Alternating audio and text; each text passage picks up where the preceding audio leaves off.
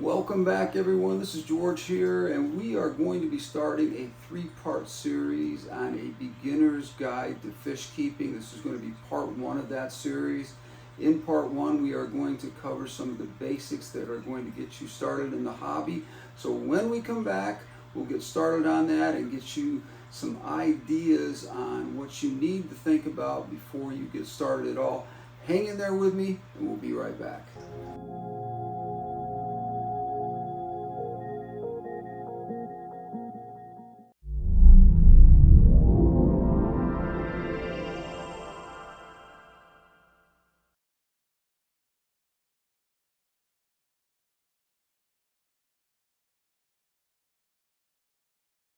So as I said here in part one of this series, we're going to talk about some of the basics. And one of the very first things that you want to do is plan the size of tank that you are going to be getting and the type of commitment that you are willing to make sure that aquarium stays healthy. Now, aquariums are very sophisticated little ecosystems that need to be attended to, and you need to put aside a certain amount of time a week to do that, and you have to tell yourself that you're going to be able to do that before you ever get started. It's not simply picking up an aquarium at the store, buying some fish, taking them home, throwing the fish inside the tank, and putting a light on it and a filtration system on it, and you're ready to go. That is not the way things work here. So one of the things that you have to be thinking about, number one, is what is your commitment to this? Do you have the time and the ability to dedicate yourself a block of time each week that you are willing to put into caring for this tank to make sure that it stays healthy and in good shape, a nice looking tank, something that you can be proud of? Or is this maybe just too much for you? Now, a lot of people think this is the same as keeping a dog or a cat or having a pet lizard or something like that. That couldn't be further from the truth. Fish tanks are very sophisticated ecosystems, and whether they're in a very small nano tank or a larger tank, nano tank meaning anything from 5 gallons up to 10 gallons, what I consider a nano tank. Those can be very fun little tanks to have, but they can also be very complicated because they're so small that when things go wrong, they go wrong very quickly, and you have a very limited time to react to that. So you have to ask yourself, is that something that you're looking for a small office, a small apartment, or a child's room? Any number of different things that you could be looking at, or different places that you could be looking at to place an aquarium. Now, if you're looking for something that's a little bit bigger, the 29 to 50 gallon, you have a lot more flexibility as to where you can place the tank and have the whole family enjoy it, or the whole office enjoy it. And you have a lot more flexibility as far as the type of fish that you can put in there, how many fish you can put in there, and also, like I said earlier in the beginning of this part of the series, if you are running into trouble, you have a little bit more flexibility with something a little bit larger to prevent things from going bad very quickly.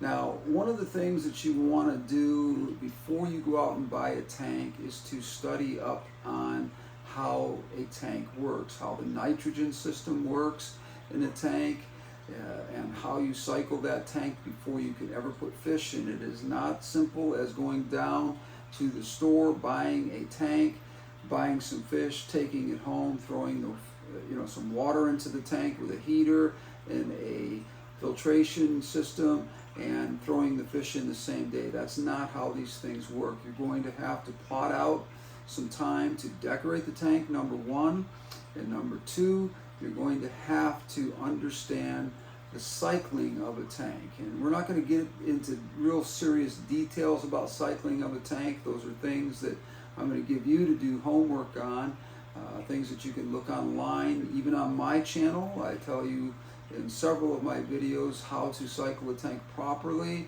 and to give it some time. But this is a 2 to 3 week process. Sometimes, even if you are adding some nitrifying bacteria, which is bacteria that is good bacteria that are going to keep the ammonia, nitrites, and nitrates down to zero, or on the nitrate side down to just a minimal amount. But you do not want to have any ammonia or nitrites in your tank. So you're going to have to go through this cycle, and you're going to have to either buy a test kit of some kind, either an API master kit, which is probably a little bit more than what a beginner would need, or you can get test strips out there that give you an idea of what the readings are on your ammonia, your nitrites, and your nitrates. These are all important things that you're going to have to monitor and understand as far as water parameters go before you ever get started on putting fish in the tank. This is not something that is, like I said, you're going to be able to just throw fish in there. Now, there are some nitrifying bacterias out there that come in a bag or in a bottle that you can use to speed up the process of that cycling of your tank. I don't recommend doing it that way, but if you're impatient and you want to do that, you can reduce the amount of time that it takes for your tank to cycle by a week and a half, or sometimes even 2 weeks if you do it correctly. Or if you have a friend that has an aquarium that is very healthy and you trust that aquarium and he's willing to share some of that bacteria with you, that's something you can feed into your tank and cycle your tank immediately.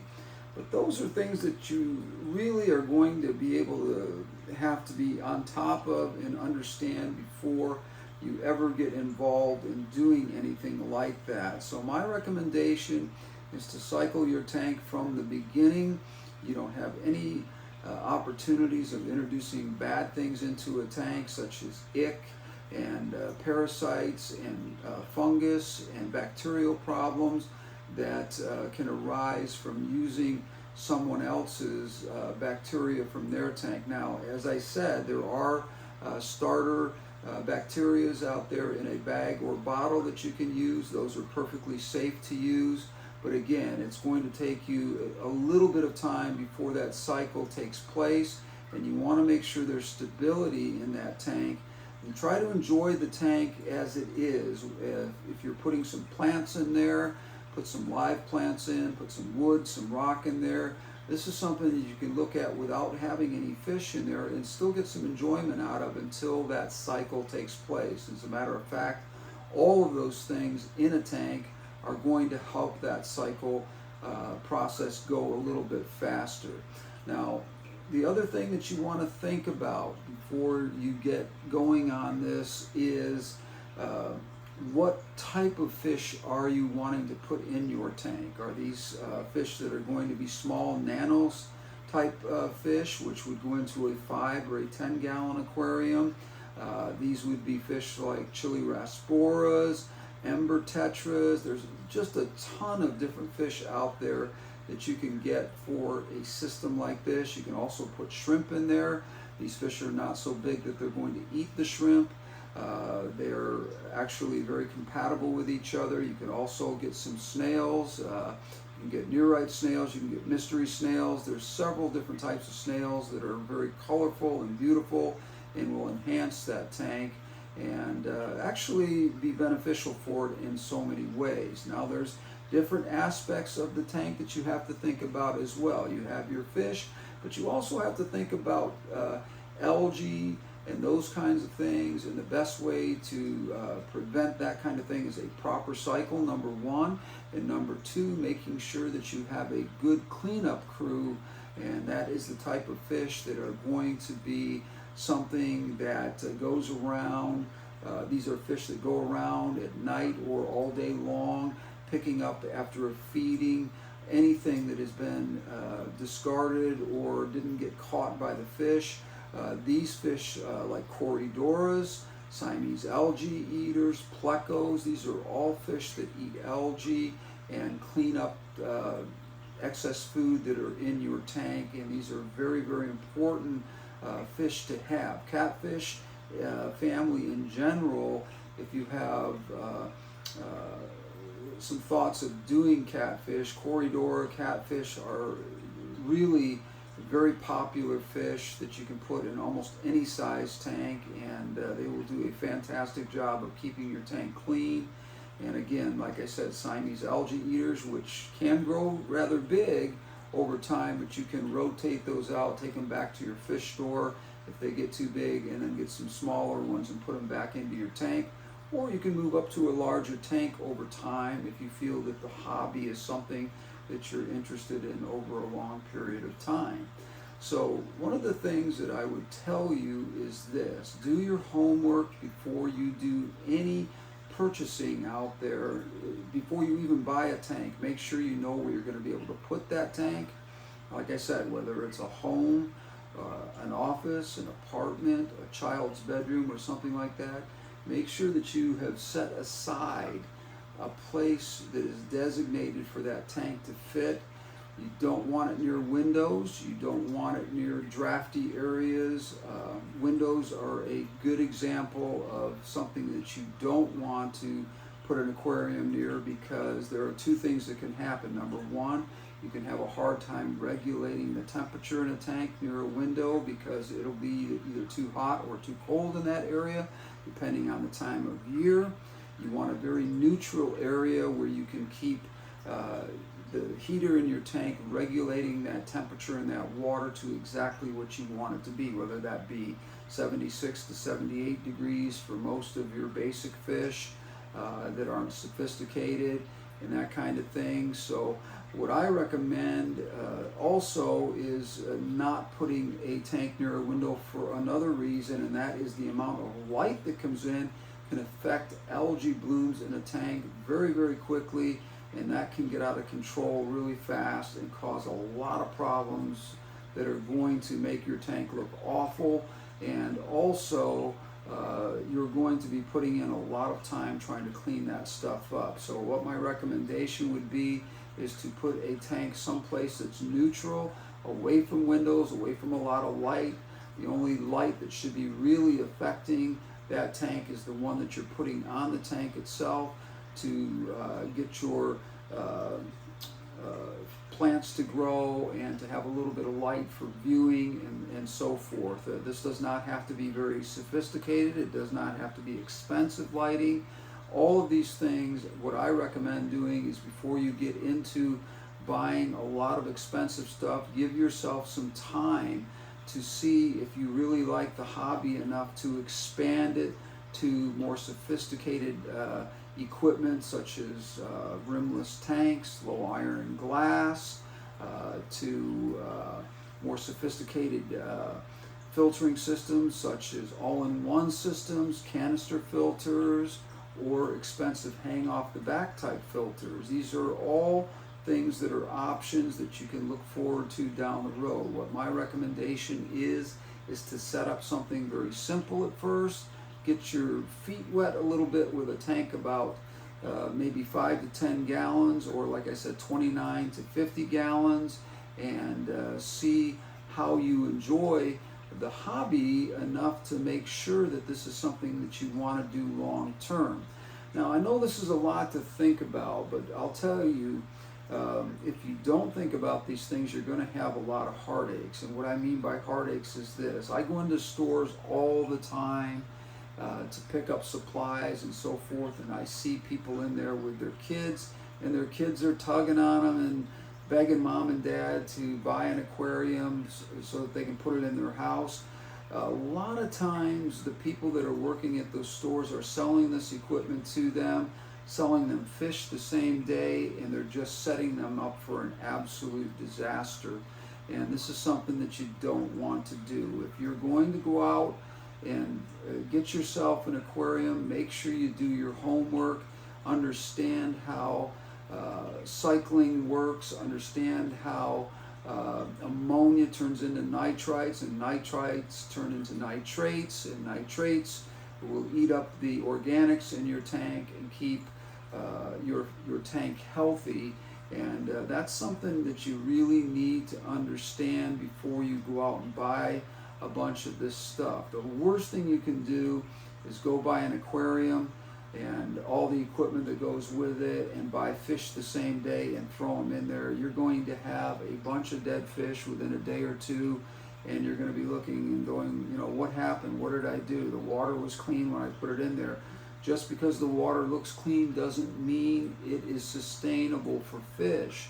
As I said, you have to have this nitrogen cycle completed and this water parameters in good order before you ever put fish into a tank. So these are things to think about. These are things that are often forgotten or not told to you when you're buying stuff at a local store, especially big box stores. Many of the employees at big box stores such as Petco's, PetSmart, and any others that might be familiar to you in the area of the country that you live in, a lot of the employees there are paid very little, and they have no knowledge whatsoever about what's going on. They're given some basic small amounts of training that is not enough to really keep you in a situation where you're going to have a healthy tank. So a lot of times people will walk in, they will ask for these things, and because they can't really turn you down, the one thing that they can do is give you advice, but they're told to sell things. So when they have somebody come in with a family with kids and so forth, or somebody that's a little naive, that's maybe has a small office or a small apartment and they're trying to add fish in there because they want to have a little bit of life in their dwelling. The thing that they don't understand is you cannot just throw fish into a tank. This is something, like I said, that is a process and something you need to do your homework on before you ever get started. Now, one of the last things that I want to talk about in part one of this series is